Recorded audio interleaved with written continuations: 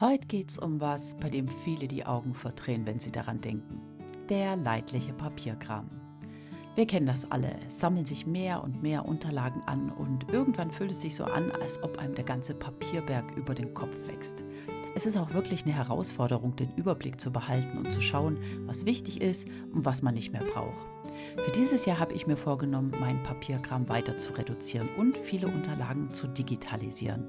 Meine Ordner, die sind bereits gut sortiert und strukturiert. Jetzt ist es aber an der Zeit, vieles online zu speichern.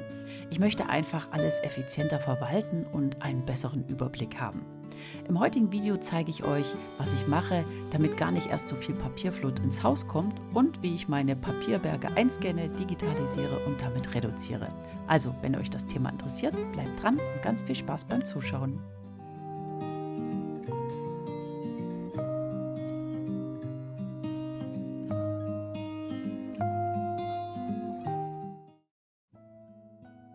Vor mehr als 3,5 Jahren habe ich hier schon mal ein Video auf YouTube gemacht und habe damals gezeigt, wie ich meine ganzen Papiere ausmiste und aussortiere. Ich habe damals meine Ordner alle neu beschriftet und ein ganz neues Ordnungssystem mir überlegt. Und in der Zeit danach habe ich immer wieder nach und nach meine Papiere durchgeschaut, habe sie ausgemistet und habe auch geschaut, dass gar nicht mehr so viel Papierkram reinkommt. Es gibt ja Briefe und Unterlagen, die muss man einfach aufheben von Ämtern oder Behörden. Die sind wichtig, die braucht man einfach. Aber es gibt auch jede Menge Papierkram, der ins Haus flattert, für den man oftmals keine Verwendung hat. Und darum habe ich mir schon vor ein paar Jahren angewöhnt, dass ich allem, was ich an Prospekten, Werbesendungen oder Katalog ins Haus bekomme, was ich nicht brauche, dass ich dem schriftlich widerspreche. Ich nehme dafür die E-Mail-Adresse, die meistens in den Anschreiben vermerkt ist, und verfasse eine E-Mail, schreibe in den Betreff Widerspruch, Werbesendung, und dann habe ich mir eine E-Mail-Signatur erstellt mit dem Namen Widerspruch. Da steht drin, dass ich aus Gründen des Umweltschutzes und der Papierverschwendung bitten möchte, aus dem Marketingverteiler gelöscht zu werden oder entfernt zu werden.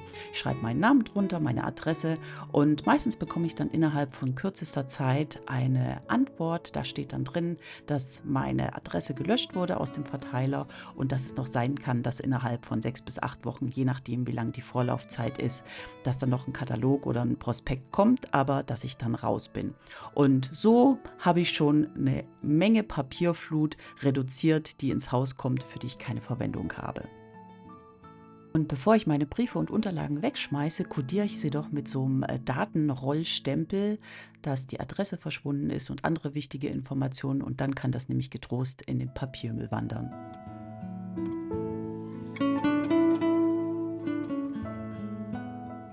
Als ich mich damals entschieden habe, mir einen Online-Speicher zu erstellen, habe ich lange geschaut, verglichen und geguckt, was für mich am besten passt. Ich habe mich letztendlich damals für Strato entschieden. Strato hat verschiedene Tarife. Ich habe den Basistarif genommen. Da zahle ich monatlich 5 € für, oder man kann das auch als gesamten Jahresbeitrag nehmen. Ich habe 1 TB Speicherplatz zur Verfügung, und das Gute ist, ich kann sowohl vom PC die Daten hochladen wie auch mit einer App, und kann das jederzeit online bearbeiten und habe überall Zugriff drauf.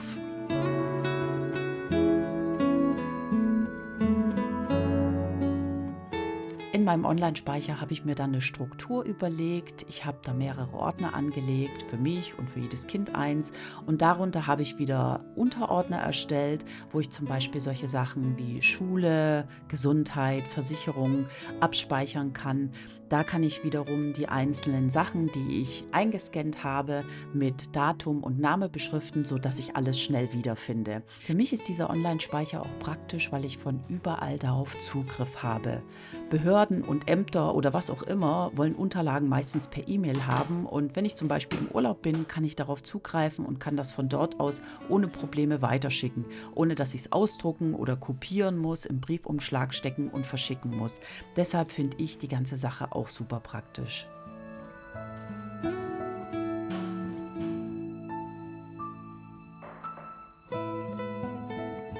Bevor ich meine Unterlagen einscanne, schaue ich mir immer erstmal so einen Ordner durch. Also ich mache das immer ganz systematisch, ein Ordner nach dem anderen und da wird von vorne bis hinten komplett alles durchgeschaut. Sind da noch Sachen drin, die doppelt sind oder wo man nicht mehr braucht. Gerade wenn man ja besondere Kinder hat, da sammeln sich so viele Arztsachen an oder wenn man ein Haus hat, da muss man viele Unterlagen aufheben. Und das schaue ich mir immer alles durch und gucke, was ich davon noch brauche und was nicht.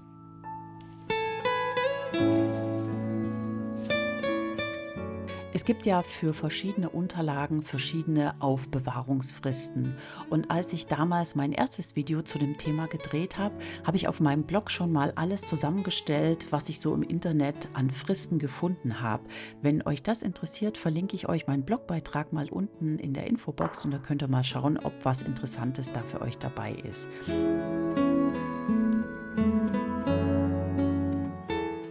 Es gibt ja verschiedene Möglichkeiten, um Unterlagen einzuscannen.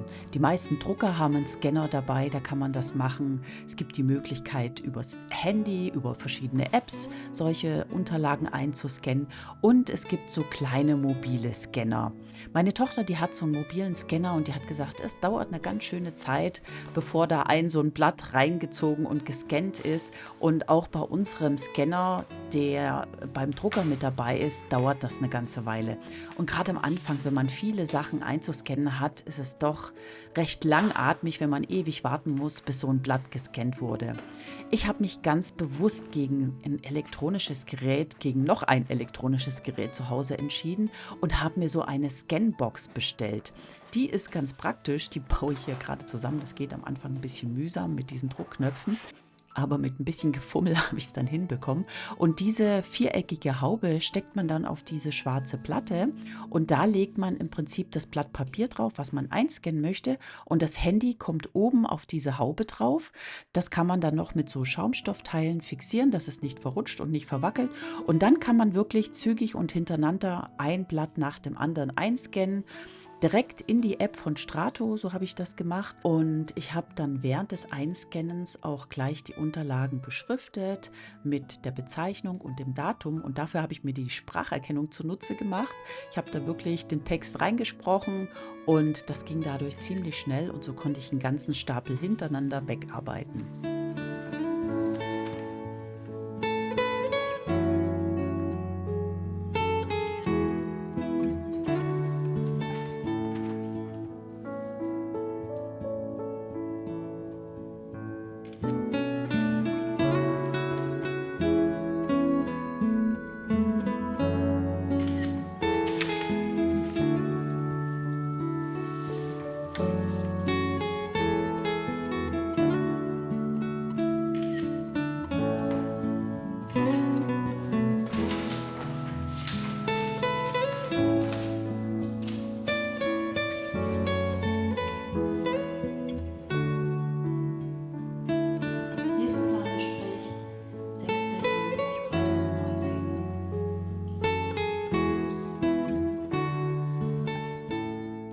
So habe ich es dann an einem Vormittag geschafft, zügig und hintereinander die Blätter von einem vollen Ordner einzuscannen.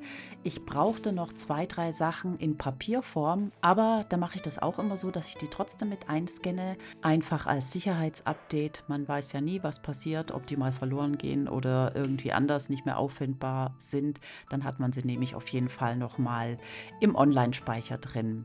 Ja, ich habe jetzt noch 2 Ordner, die ich durchschauen muss und wo ich wahrscheinlich nochmal so einen Stapel einscannen möchte. Und dann habe ich wirklich meine Papiere so reduziert, dass ich sagen kann, okay, ich habe nichts mehr Unnötiges rumfahren.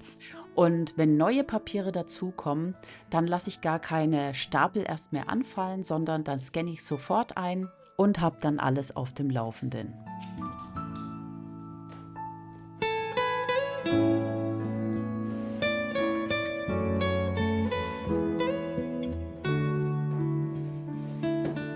Sodele, das war jetzt meine Art, den Papierkram zu bearbeiten, zu minimalisieren, zu reduzieren und zu digitalisieren. Schreibt mir doch mal in die Kommentare, wie es bei euch so ist. Habt ihr da schon eine Möglichkeit gefunden, der Papierflut Herr zu werden? Und wie sieht es aus? Habt ihr noch Stapel oder habt ihr auch schon digitalisiert? Würde mich mal interessieren. Ich sage jetzt mal danke fürs Zuschauen. Wenn euch mein Video gefallen hat, dann würde ich mich freuen, wenn ihr mir als Dankeschön und Wertschätzung einen Daumen nach oben da lasst. Abonniert auch gerne den Kanal, dann seid ihr immer auf dem Laufenden, wenn es wieder was Neues gibt. Ich sage jetzt mal danke und tschüss, bis zum nächsten Mal. Bis bald.